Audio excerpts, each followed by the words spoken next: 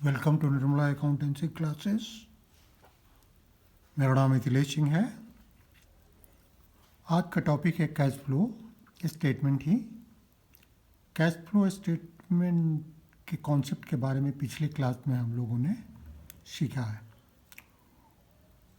Cash flow statement कैसे बनाया जाता है उसके फॉर्मेट के बारे में हम लोगों ने एक एक्सप्लिसिट एग्जाम्पल बनाया है फॉर्मेट का, और उसको सीखने का प्रयास किया है। आज एक हम लोग फुल इलस्ट्रेशन बनाएंगे ताकि हम लोग सीख सकें कि एक्चुअली क्वेश्चन कोई होता है या प्रॉब्लम कोई होता है या कोई इलस्ट्रेशन होता है, उसको हम लोग कैसे डील करते हैं। सबसे पहले तो हम लोगों को क्वेश्चन पढ़ लेना चाहिए, फिर कैसे शुरू करना है ये सीखेंगे एक एक करके हम लोग। तो सबसे पहले हम लोग क्वेश्चन पढ़ लेते हैं। प्रिपेयर कैश फ्लो स्टेटमेंट, ये इलस्ट्रेशन नंबर 112 है। Prepare cash flow statement from the following balance sheets of star limited for the year ended 31 March. Balance sheet का ये फॉर्मेट है। इसमें 4 कॉलम है पर्टिकुलर्स के लिए, नोट नंबर के लिए, 2016 अकाउंटिंग ईयर या फिनेंशियल ईयर का फिगर है, 2015 का है। बैलेंस शीट जो कंपनीज के होते हैं उसी तरह के का फॉर्मेट होता है, आप जानते हैं। इक्विटी एंड लायबिलिटीज है। इसमें शेयर होल्डर्स फंड दिया हुआ है, नॉन करंट लायबिलिटीज दिया हुआ है, करंट लायबिलिटीज दिया हुआ है। नोट नंबर में कुछ नोट नंबर 1, 2, 3, 4, 5, 6 दिए हुए हैं। 2016 के अमाउंट है, 2015 के अमाउंट। इस नोट नंबर का क्या मतलब है ये आप जानते हैं ऑलरेडी। इस नोट नंबर के द्वारा ये 2016 का 1,30,000 और 2015 का 50,000 का क्या फिगर है, ये रिजर्व्स एंड सरप्लस के अंतर्गत डिटेल इसका क्या है वो हम लोग, चूँकि रिजर्व्स एंड सरप्लस में कई सारे आइटम आते हैं, उसी तरह शेयर कैपिटल में भी कई सारे आइटम आ सकते हैं। तो यहाँ चूँकि कई सारे नहीं हैं तो यहाँ नोट नंबर नहीं दिया हुआ है। यहाँ अनेक हैं तो यहाँ नोट नंबर दिया हुआ है। कभी कभी ये जो फॉर्मेट है प्रिस्क्राइब्ड, हमको इसी में बनाना होता है, तो उसके अंतर्गत का कोई एक हेडिंग भी हो सकता है, तो उसके लिए नोट नंबर भी दिया जा सकता है। जैसे नॉन करंट लायबिलिटीज में लॉन्ग टर्म बोरोइंग का एक हेडिंग होता है। अब नॉन लॉन्ग टर्म बोरोइंग में क्या है उसके लिए नोट नंबर दिया हुआ, वो डिटेल हमको वहाँ मिलेगा। तो यहाँ हम लोग नोट नंबर से ही क्वेश्चन के लिए या इलस्ट्रेशन के सॉल्यूशन के लिए या क्वेश्चन के सॉल्यूशन के लिए या प्रॉब्लम के सॉल्यूशन के लिए जो भी हमको फिगर चाहिए वहाँ से लेंगे। जहाँ नोट नंबर नहीं दिया हुआ है वहाँ हम डायरेक्टली फिगर ले लेंगे, कोई दिक्कत नहीं होगी। जैसे यहाँ शेयर कैपिटल का अगर कोई सॉल्यूशन करना है तो उसमें हम ये 3 लाइन्स में नोट नंबर नहीं दिया है तो यहीं से फिगर लेंगे। इसके बाद हम लोग इक्विटी एंड लायबिलिटी का टोटल दिया हुआ है दोनों साल का। इसके बाद एसेट्स दिया हुआ है, तो एसेट्स में हम लोग देख लेते हैं। नॉन करंट एसेट्स है, करंट एसेट्स है। इसमें भी कई नोट नंबर दिए हुए हैं, 7, 8, 9, 10। कुछ के आगे नोट नंबर नहीं भी दिया हुआ है, जैसे इन्वेंट्रीज, इस पे नोट नंबर नहीं दिया हुआ है, तो इसका फिगर हमको यहीं से लेना होगा, सीधे बैलेंस शीट से, न कि नोट्स टू अकाउंट से। जहाँ नोट नंबर दिया हुआ है उसको हम लोग नोट्स टू अकाउंट से लेना पड़ेगा। जैसे मान लीजिए कि यहाँ ट्रेड रिसीवेबल में नोट नंबर 10 दिया हुआ है, तो नेट नंबर 10 में हम देखेंगे कि क्या क्या अमाउंट है। यहाँ हमको दिख रहा है कि डेटर्स 70 का हमारा 70,000 है और 2015 का 50,000 है। उसी तरह BR 2016 का 20,000 है और 2015 का 40,000 है। तो ये नोट नंबर हम फिगर यहीं से लेंगे जिसका नोट नंबर दिया हुआ है क्वेश्चन के सॉल्यूशन के समय। अब हम लोगों ने ये देख लिया, इसका भी टोटल 6 लैक्स एंड 5 लैक्स दिया हुआ है। फिर नोट्स टू अकाउंट्स हम लोग जब ज़रूरत होगी एक एक करके देखेंगे। डिस्क्रिप्शन आपने समझ लिया।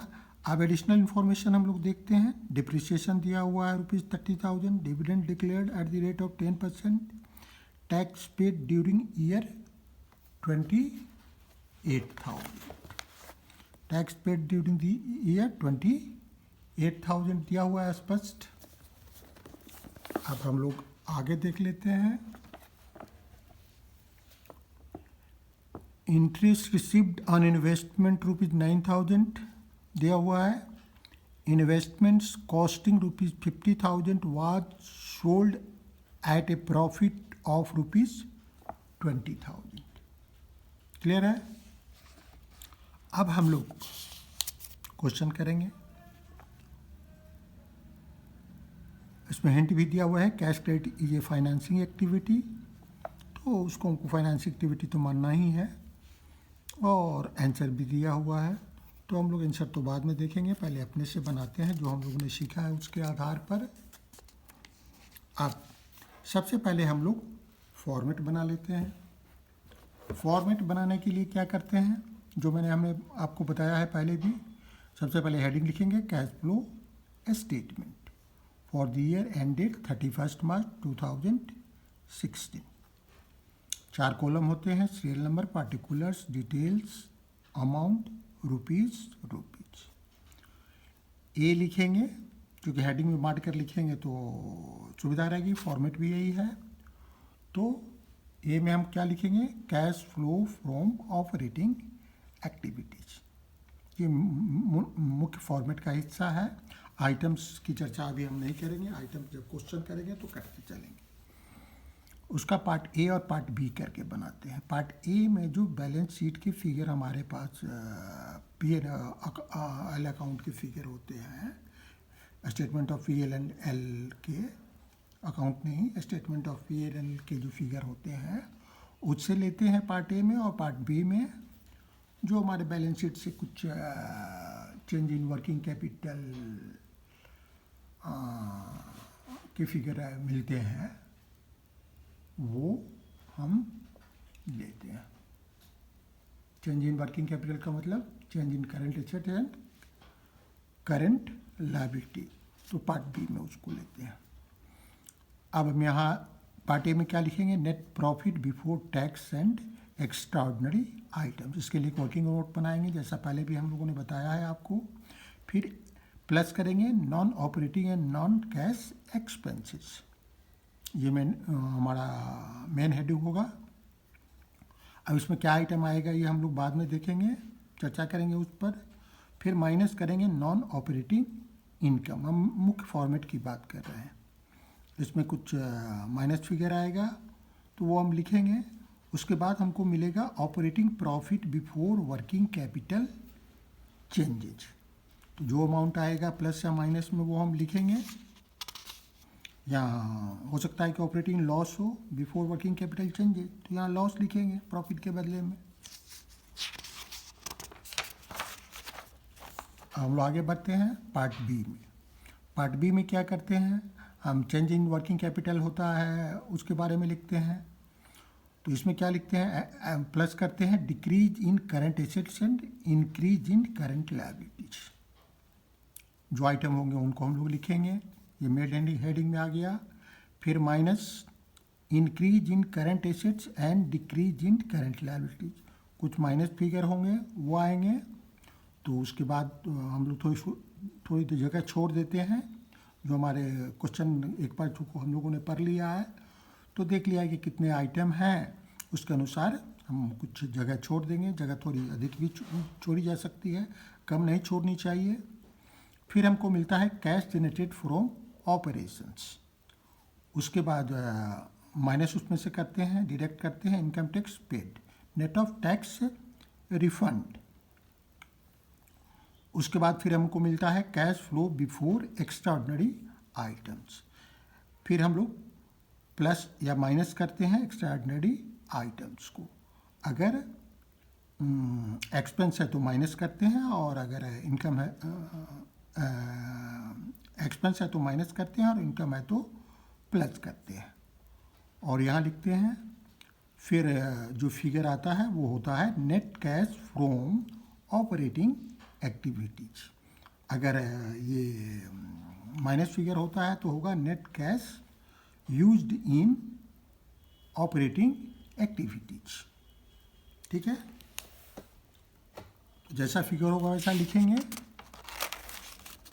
इसको बाद में ही लिखते हैं, शुरू में नहीं लिखते हैं। मेन फॉर्मेट लिखने के समय नहीं लिखते हैं। इस आइटम को फिर हम लोग बी में लिखेंगे cash flow from investing activities. इसमें कुछ इनफ्लो होगा तो इनफ्लो हमारा ऐड होता है, फिर माइनस करेंगे पर आउटफ्लो, जो हमारा आउटफ्लो होगा इन्वेस्टिंग एक्टिविटीज़ में, उसको लिखते हैं। फिर हमको मिलेगा net cash from investing activities. अगर माइनस में है तो ये क्या होगा, net cash used in investing activities. इसको हम लोग बाद में ही लिखते हैं, मेन फॉर्मेट के साथ नहीं लिखते हैं, जैसा रिजल्ट हो वैसा लिखते हैं। सी में हम लोग लिखते हैं cash flow from financing activities. इसमें जो इनफ्लो ऑफ कैश है उसको प्लस करते हैं, और आउटफ्लो ऑफ कैश है कैश एंड कैश इक्विवेलेंट, उसको माइनस करते हैं। फिर हमको एक फिगर मिलता है, उसको लिखते हैं नेट। इसको हम लोग बाद में ही लिखेंगे प्लस या माइनस के हिसाब से। फिर डी में आते हैं नेट इंक्रीज और decrease in cash and cash equivalents A plus B plus C. ऊपर जो हम लोगों ने ए प्लस बी, ए लिया है, बी लिया और सी लिया है, cash that operating activities, investing activities, C में है हमारा फाइनेंसिंग एक्टिविटीज। तीनों को प्लस करेंगे, और जो अल्टीमेट फिगर रिजल्टिंग फिगर होगा उसको यहाँ लिखेंगे। फिर प्लस करेंगे opening balance of cash and cash equivalents, और करंट ईयर के कैश एंड कैश इक्विवेलेंट में ओपनिंग बैलेंस जोड़ने के बाद जो बैलेंस हमको मिलेगा वो हमारा क्लोजिंग बैलेंस होगा कैश एंड कैश इक्विवेलेंट्स का।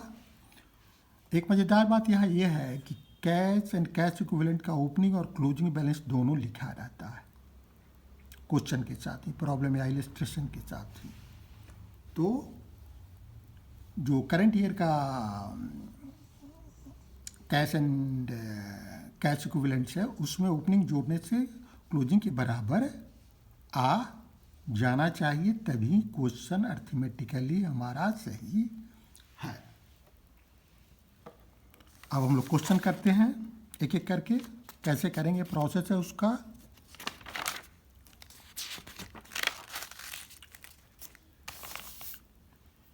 सबसे पहले हम लोगों ने तो क्वेश्चन पढ़ लिया है।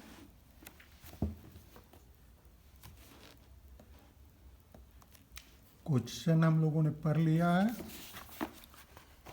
अब हम लोग शुरू करेंगे डिप्रिसिएशन से। डिप्रिसिएशन करने के बाद फिर हम लोग आगे बढ़ेंगे। डिप्रिसिएशन ₹30,000 है, तो डिप्रिसिएशन हम कहाँ लिखते हैं, एक तो हम लोग ऑपरेटिंग एक्टिविटीज़ में लिखते हैं डिप्रिसिएशन को।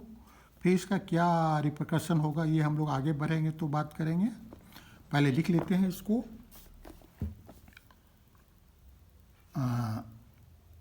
Non operating and non cash expenses में डिप्रिसिएशन 30,000 हम लोगों ने लिख लिया।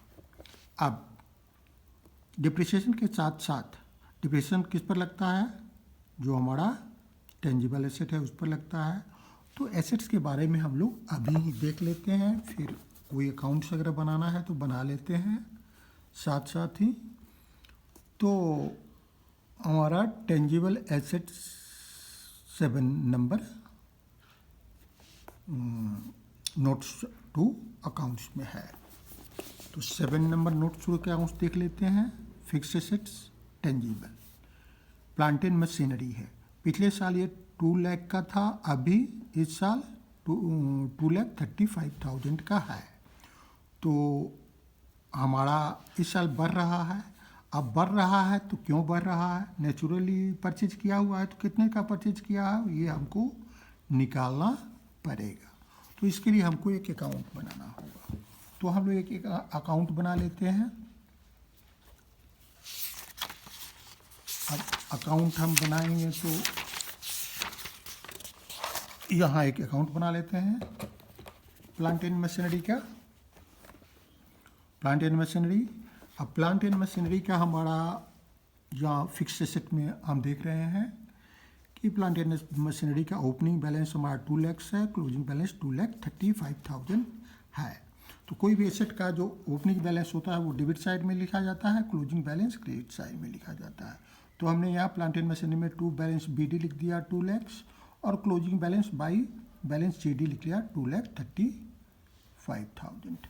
हमारे पास एक और इन्फॉर्मेशन है डिप्रिसिएशन, जिसके चलते हम लोग ये अकाउंट बनाना शुरू किया। डिप्रिसिएशन है 30,000। तो ये डिप्रिसिएशन हमारा जो है वो जब हम एंट्री करते हैं तो क्या करते हैं, प्लांट एंड मशीनरी अकाउंट में क्रिएट करते हैं बाय डिप्रिसिएशन करके 30,000। अब इसका बैलेंस करेंगे, और कोई फिगर हमारे पास नहीं है तो बैलेंस करेंगे। बैलेंस करेंगे तो ये आएगा 2,65,000, 30,000 प्लस 2,35,000, 2,65,000। यही अमाउंट हम इस साइड लिखेंगे 2,65,000। अब इसका जब बैलेंसिंग करेंगे 2 लाख पहले से है तो ये यहाँ लिखेंगे to bank purchases of plant and machinery. हमने 65,000 का प्लांट एंड मशीनरी परचेज किया। अब इस फिगर को, इस डिप्रिसिएशन के फिगर को कहाँ हम दिखाएंगे, दैट ऑपरेटिंग एक्टिविटीज़ में, और इसको कहाँ दिखाएंगे, इन्वेस्टिंग एक्टिविटीज़ में। तो हम लोग लिख लेते हैं इसको।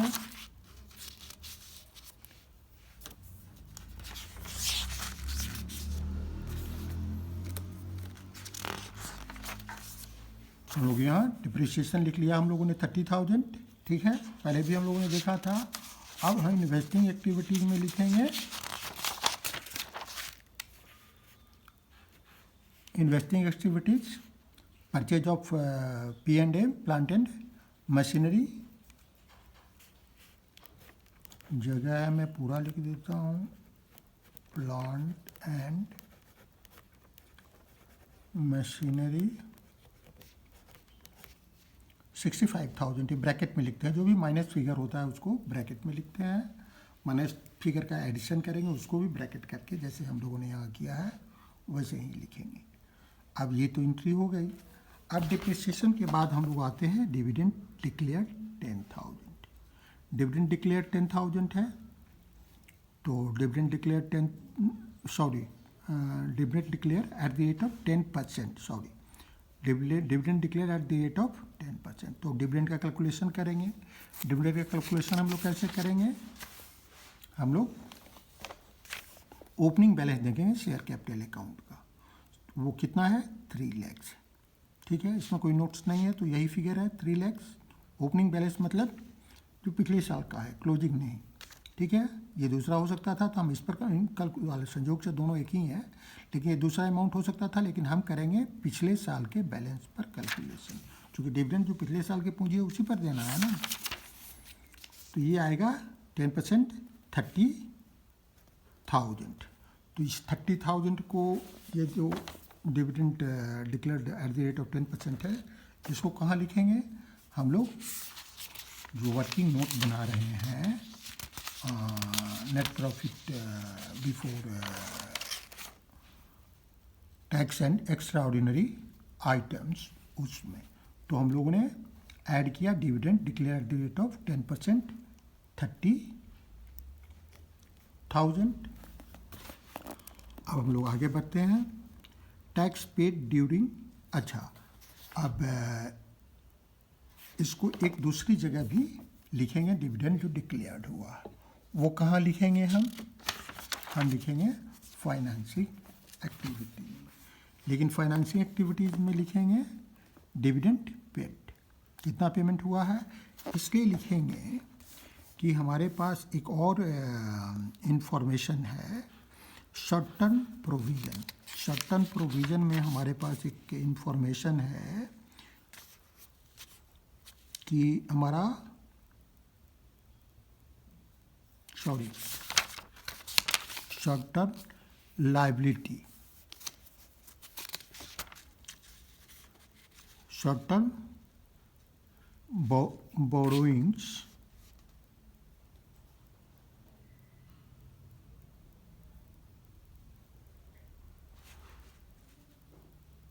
अच्छा करंट लायबिलिटी, सॉरी, ये अदर करंट लायबिलिटी में हमारे पास एक जानकारी है कि 5000 अदर करंट लायबिलिटीज है और इसका 5 नंबर नोट है। तो नोट 5 में देखेंगे अनक्लेम डिविडेंड हमारा 5000 का बाकी है। ठीक है, तो जब डिविडेंड हम पेमेंट करेंगे तो 30,000 तो हमको देना था, लेकिन अभी बाकी है 5,000। तो एक्चुअली पेमेंट हम लोगों ने कितना किया, 30,000 माइनस 5,000 इक्वल टू 25,000। तो यहाँ पेमेंट में हम 25,000 ही दिखाएंगे। ठीक है, और एक जगह तो हम लोगों ने इसको कहाँ लिया, हम लोगों ने इसको नेट प्रॉफिट में प्लस किया, फिर टैक्स पेड ड्यूरिंग ईयर। अब टैक्स पेड ड्यूरिंग ईयर हम इससे संबंधित जो नोट्स होगा उसको देखेंगे। तो टैक्स पेड ड्यूरिंग ईयर हमारा provision for short term provision में होगा, ये 6 है। तो 6 नंबर हम नोट्स देखेंगे। प्रोविज़न फॉर टैक्स दिया हुआ है 35,000 इस साल का है, 30,000 पिछले साल का था। इसका मतलब है कि इस साल 5,000 का बैलेंस अधिक है। प्रोविज़न फॉर टैक्स में तो हो सकता है कि पिछले साल का भी हो या नहीं भी हो सकता है। इसमें एक और इन्फॉर्मेशन में है हमारे पास है कि टैक्स पेड ड्यूरिंग ईयर 28,000 है। टैक्स पेड ड्यूरिंग ईयर 28,000 है। तो इसको भी ये करना पड़ेगा। तो इसके लिए हम लोग को एक अकाउंट बनाना पड़ेगा। एक अकाउंट हम लोग बना लेते हैं, प्रोविज़न फॉर टैक्स। जो भी प्रोविज़न अकाउंट होते हैं उनके ओपनिंग बैलेंस क्रेडिट साइड में लिखे जाते हैं और क्लोजिंग बैलेंस डेबिट साइड में लिखे जाते हैं। तो ओपनिंग बैलेंस 30,000 है और क्लोजिंग बैलेंस 35,000 है। तो इसको हम लोग लिख देते हैं by balance BD 30,000 to balance CD 35,000। ये भी इंफॉर्मेशन हमारे पास है कि टैक्स पेड ड्यूरिंग ईयर 28,000। तो यहाँ टू बैंक अकाउंट लिखेंगे 28,000 टैक्स पेड। इसका मतलब ये हुआ। अब इसका बैलेंसिंग कर देंगे। जब बैलेंसिंग करेंगे तो ये कितना आएगा, 63,000 यहाँ भी लिखेंगे। बैलेंसिंग फिगर हमारा कितना आएगा, 33,000। तो by A statement of profit and loss में लिखेंगे 33,000। ये क्या हो जाएगा हमारा प्लस, इसको लिखेंगे वर्किंग नोट में प्लस करेंगे और इसको ऑपरेटिंग एक्टिविटीज़ के अंतर्गत टैक्स पेड में दिखाएंगे। तो 2 जगह हम लोग दिखाएंगे। ये हम लोग ने रेट से लिख दिया है इसके लिए। एक तो प्रोविज़न फॉर टैक्स में हमने इसको प्लस किया और दूसरी जगह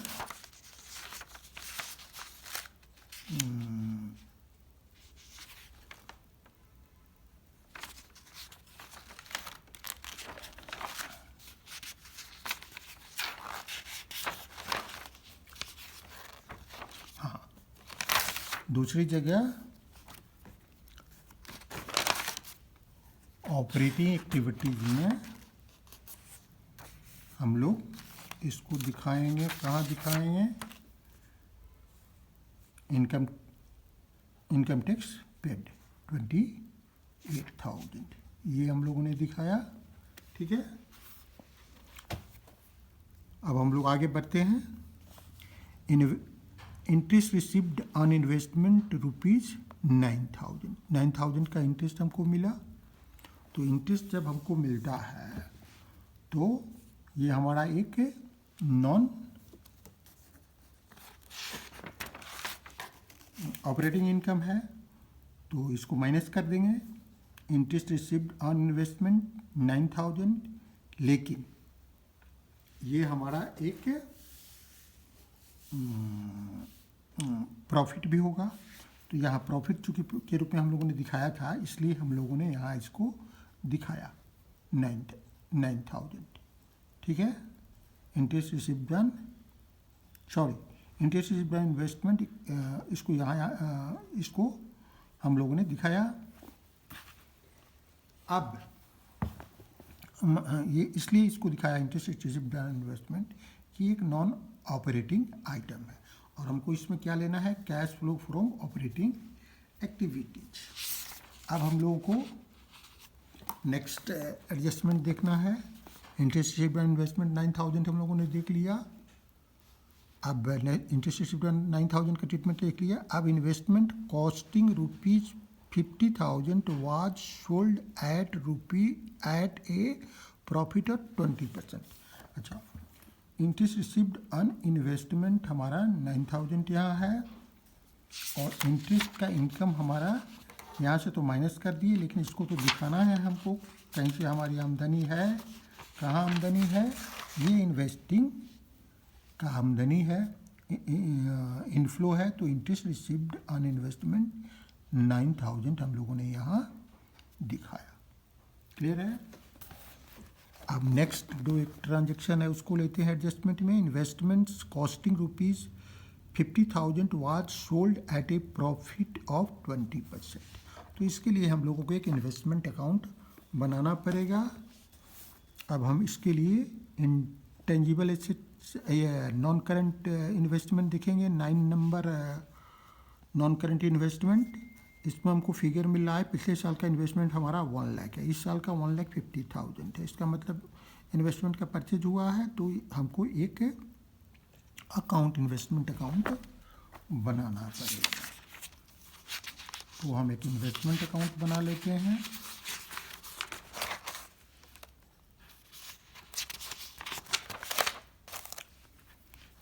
यहाँ हम लोगों ने इन्वेस्टमेंट अकाउंट बनाया है।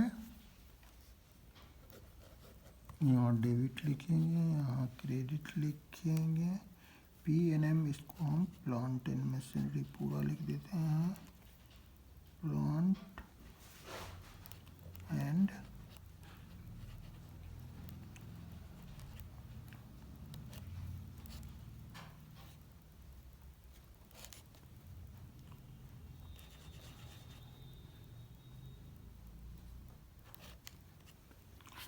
ठीक है। तो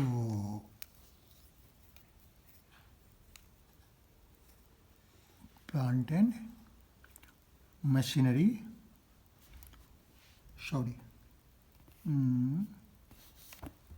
अच्छा इसको तो हम लोगों ने कर लिया है। प्लांट एंड मशीनरी इन्वेस्टमेंट की बात कर रहे थे। अभी हम लोग इन्वेस्टमेंट में हम जानते हैं कि इन्वेस्टमेंट भी एक एसेट है। तो एसेट का बैलेंस डेबिट होता है, और ओपनिंग बैलेंस और क्लोजिंग बैलेंस क्रेडिट होता है।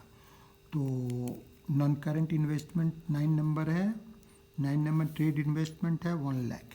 ओपनिंग बैलेंस तो टू बैलेंस BD लिखेंगे 1 लाख, और वाई बैलेंस CD लिखेंगे 1,50,000। अब हमारा ये सेल कितना में हो रहा है, 50,000 का है, 20% इस पर प्रॉफिट हो रहा है, मतलब 10,000 प्रॉफिट हो रहा है, 60,000 पर सेल हो रहा है। तो बाई कैश अकाउंट लिखेंगे 60,000 इन्वेस्टमेंट अकाउंट में। जब सेल करते हैं तो यही लिखते हैं, cash account debit to investment account. तो ये अब लेकिन इसमें जो 60,000 में हमारा कॉस्ट कितना था 50,000, 10,000 तो प्रॉफिट हो रहा है। तो इसको प्रॉफिट को हम लोग कहाँ क्या करते हैं, स्टेटमेंट ऑफ PL अकाउंट में, PL में, स्टेटमेंट ऑफ PL में हम लोग ट्रांसफ़र करते हैं। तो इसको हम लोग ट्रांसफ़र कर देंगे to statement of PL, statement of PL to statement of PL, profit and loss. तो यहाँ ट्रांसफ़र कर देंगे कितना 50 का था और 60 में बिका, तो 10,000 हो गया। अब इसका बैलेंसिंग करेंगे, बैलेंसिंग करेंगे तो क्या आएगा, यहाँ 60,000 है, 1,52,10,000, यहाँ भी 2,10,000 है, 1,10,000 पहले से है तो 1 लाख हमारा क्या हो गया, to cash purchase of investment. Investment हमने परचेज किया 1 लाख का, तो जो परचेज किया इन्वेस्टमेंट हमारा, इसको कहाँ दिखाएंगे, इसको हम लोग इसको दिखाएंगे इन्वेस्टिंग एक्टिविटी में।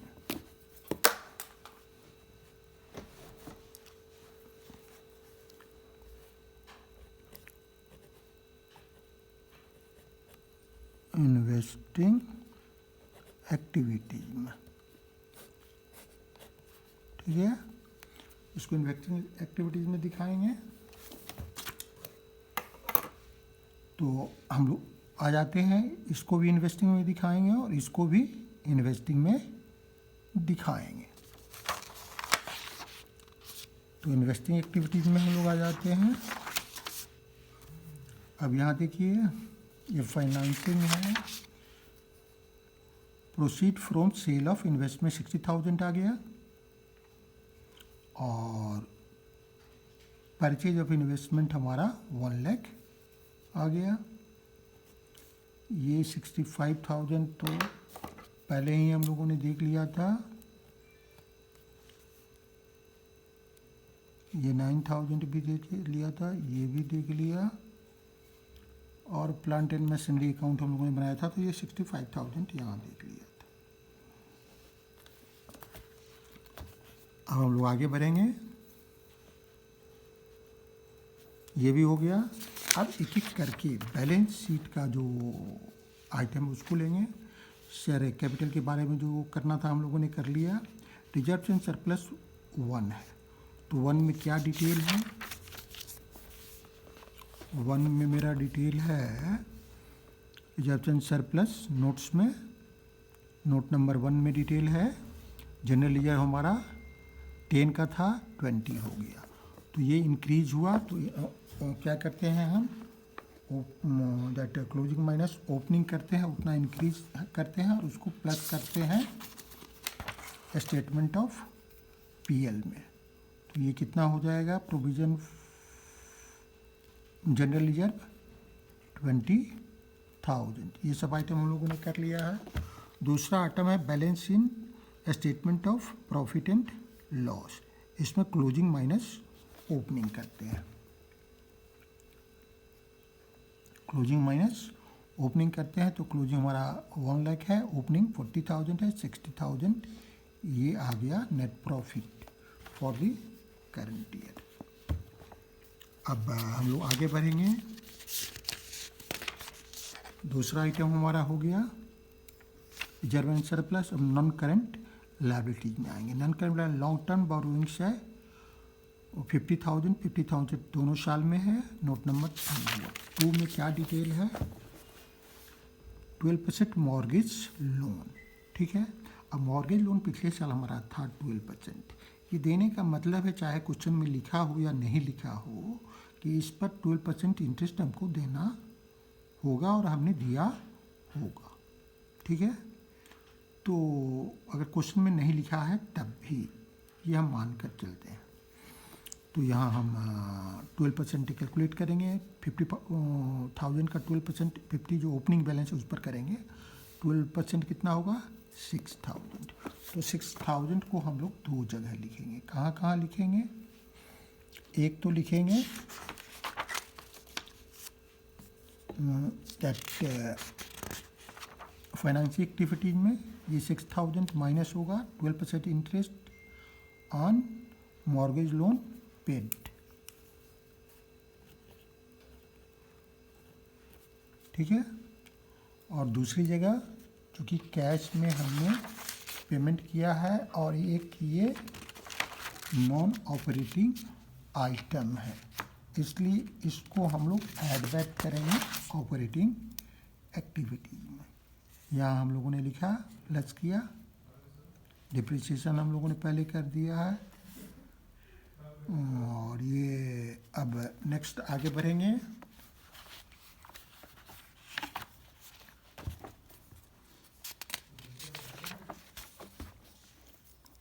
मॉर्गेज लोन की बात हो गई। फिर करंट लायबिलिटीज में क्या है, short term borrowings 3 number note है। 3 नंबर नोट का डिटेल क्या है, 3 नंबर नोट का डिटेल है short term borrowings. Cash credit हमारा 20 था, अभी 25 हो गया, मतलब 5000 का इंक्रीज हो गया है। तो ये कहाँ लिखा जाएगा, ये हमारा फाइनेंसिंग एक्टिविटीज़ के अंतर्गत लिखा जाएगा। तो इंक्रीज इन कैश क्रेडिट, ये 5000 प्लस होगा, इनफ्लो है। अब हम नेक्स्ट आते हैं, शॉर्ट टर्म बोरोइंग्स में ये हो गया। ट्रेड पेएबल्स 4 में देखेंगे, ट्रेड पेएबल में हमारा क्या है, 30,000 पिछले साल था क्रेडिटर्स और 45,000 अभी है, मतलब क्रेडिटर्स में हमारे इंक्रीज हुआ है। तो ट्रेड क्रेडिटर्स में अगर इंक्रीज हुआ है तो हमारा क्या होता है, प्लस होता है। प्लस कहाँ करते हैं हम, बी पार्ट में कैश फ्लो ऑपरेटिंग एक्टिविटीज। तो क्रेडिटर्स हमारा कितना होगा, 15,000 का, दोनों में अंतर है, 45,000 माइनस 30,000 15,000, दोनों में अंतर हमारा 15,000 का हुआ। तो 15,000 हमने यहाँ लिखा। दूसरा आइटम हमारा है बीपी, बिल्स पेबल में 20,000 था, अभी 10,000, मतलब पेमेंट हो गया। तो हमारे क्रेडिटर्स में डिक्रीज हुआ, मतलब आउटफ्लो हुआ कैश का। तो आउटफ्लो हुआ तो माइनस करेंगे, बीपी यहाँ माइनस फिगर लिखा हम लोगों ने ब्रैकेट में। ये ट्रेड पेबल हो गया। अब नेक्स्ट हमारा है अदर करंट लायबिलिटीज, ये 5,000, इसको हम लोगों ने पहले ही देख लिया था और कर लिया था। ये हमारा डिविडेंड का बकाया था जो डिक्लेयर हुआ है। शॉर्ट टर्म प्रोविज़न 6 है, इसमें 30,000 है, 35,000 है। शॉर्ट प्रोविज़न देख लेते हैं, शॉर्ट टर्म प्रोविज़न 30,000 35,000। तो प्रोविज़न फॉर टैक्स में ये था, इसको भी हम लोगों ने कर लिया था। तो कहाँ कहाँ किया था ये हम लोग देख लेते हैं। एक तो हम लोगों ने इसको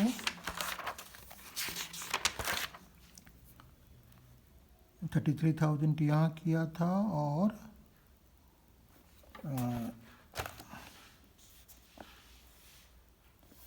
टैक्स पेड को ऑपरेटिंग में किया था, पार्ट बी में 28 में ऑपरेटिंग में किया था। ठीक है, प्रोविज़न फॉर टैक्स भी कर लिया हम लोगों ने। अब प्लांट एंड मशीनरी का भी हम लोगों ने कर लिया है। परचेज, ट्रेडमार्क बाकी है। अब ट्रेडमार्क में क्या है, ट्रेडमार्क में हमारा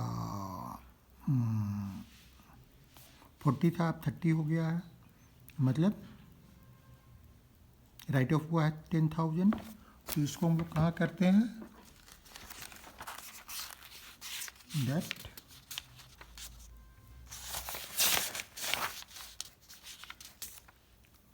ट्रेडमार्क रिटर्न ऑफ ये 10,000। अब शॉर्ट प्रोविज़न हो गया, प्लांट में ट्रेडमार्क हो गया। अब हम लोग नॉन करंट एसेट्स में आते हैं, tangible assets. Non current investment tangible assets में हमारा प्लांट एंड मशीनरी है 2 लाख। तो उसका हम लोगों ने प्लांट एंड मशीनरी का तो कर लिया था। प्लांट एंड मशीनरी में डिप्रिसिएशन हम लोगों ने कर लिया था यहाँ, और दैट परचेज ऑफ प्लांट हम लोगों ने यहाँ कर लिया था। ठीक है, वो पहले ही कर लिया था एडजस्टमेंट के साथ।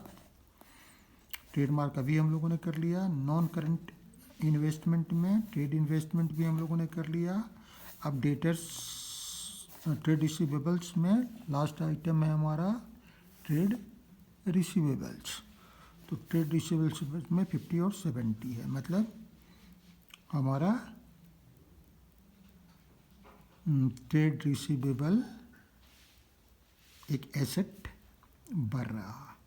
एसेट जब बढ़ रहा है तो हमारा आउटफ्लो होगा, तो उसको हम लोग कहाँ दिखाएंगे? कैश फ्लो पार्ट बी में ये हम लोगों ने दिखाया बी आर में, डेटर्स में। डेटर्स हमारा बढ़ रहा है 20,000 से, तो डेटर्स में दिखाया हमने। फिर बी आर हमारा 40,000 था, 20 घट रहा है 20,000 से, तो इसका मतलब बी आर घट रहा है तो हमारा एसेट घट रहा है, तो इनफ्लो हुआ, तो इसको हम लोग यहाँ दिखाए।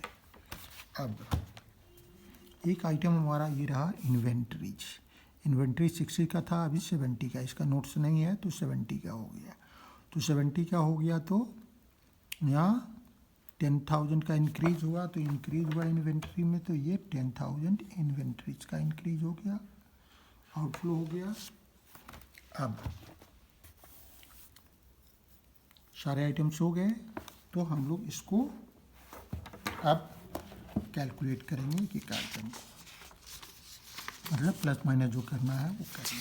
सबसे पहले नोट्स एंड अकाउंट से शुरू करेंगे। चारों आइटम हम लोगों ने देख लिया है, इसका टोटल हुआ 1,43,000।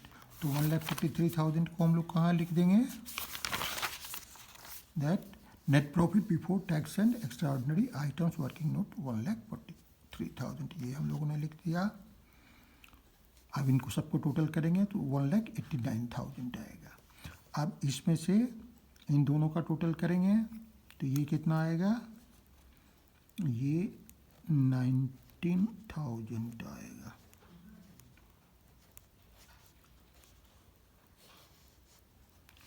अब 1,89,000 में से 19,000 माइनस करेंगे, कितना आएगा? 1,70,000। ये हमारा operating profit before working capital changes हो गया। अब आगे बढ़ते हैं, ये कंटिन्यूएशन में है, पन्ना यहाँ ख़त्म हो रहा है। पार्ट बी में आते हैं। यहाँ हमारा दोनों आइटम को टोटल करेंगे तो 2,05,000 हो गया। ये दोनों आइटम और पिछला इसको इंक्लूड करते हुए 1,70,000 को इंक्लूड करते हुए यहाँ CF लिख सकते हैं, कैरिड फॉरवर्ड। और यहाँ आपको दिक्कत है तो BF लिख सकते हैं, नहीं समझ में आए आने के चलते अगले पन्ने में ले जाने की जो है 2,05,000 हो गया। ये अकाउंटिंग का ये है, फॉर्मेट नहीं है, अकाउंटिंग का स्वाभाविक नंबर है, स्वाभाविक प्रक्रिया है। अब इसमें से 2,05,000 में से ये तीनों को माइनस करेंगे, ये माइनस फिगर है तो कितना आ रहा है? 40,000। तो आएगा हमारे पास 1,65,000। ये हमारा हो गया cash generated from operations. Clear है? अब टैक्स पेड किया है हमने 28,000, तो 1,65,000 में 28,000 माइनस करेंगे तो 1,37,000। एक्स्ट्रा ऑर्डिनरी आइटम में हमारा कुछ भी नहीं है, तो न प्लस होगा तो न माइनस होगा, और ये हमारा प्लस फिगर आ रहा है अभी तक, तो ये net cash from operating activities होगा 1,37,000। अब आगे बढ़ते हैं, इन्वेस्टिंग एक्टिविटीज़ में इन दोनों को प्लस कर लेंगे, 69,000 आएगा। ये दोनों माइनस फिगर है तो यहाँ माइनस फिगर लिख देंगे। अब इसमें से ये जब माइनस करेंगे तो यहाँ क्या आएगा? हमारा माइनस फिगर आएगा 96,000। ये क्या होगा? Net cash used in investing activities. ठीक है, तो ब्रैकेट में दिखाएंगे। हम आगे बढ़ते हैं, cash flow from finance activities. इन यहाँ एक ही आइटम है इनफ्लो का, तो ये 5,000 हो जाएगा। आउटफ्लो का 31,000 है। दो आइटम है, दोनों को प्लस कर लेंगे। इसमें से ये माइनस करेंगे तो कितना आएगा? -26,000। अब तीनों को प्लस या जो माइनस करना है, तीनों को प्लस जब करेंगे 1,37,000 माइनस 96,000 और 1,37,000 यहाँ आया हुआ है, -36,000 माइनस 26,000 तब आएगा 15,000। नेट इंक्रीज और decreases in cash and cash equivalent से अमाउंट होगा इस साल का हमारा कैश एंड कैश इक्विवेलेंट होगा। हमारा ओपनिंग बैलेंस 10,000 है, ये हम लोग यहाँ क्वेश्चन में देख सकते हैं। ओपनिंग बैलेंस हमारा कितना है, 10,000 है यहाँ, और क्लोजिंग बैलेंस 25,000। ठीक है, यहाँ लिखा हुआ है कैश एंड कैश इक्विवेलेंट। तो ये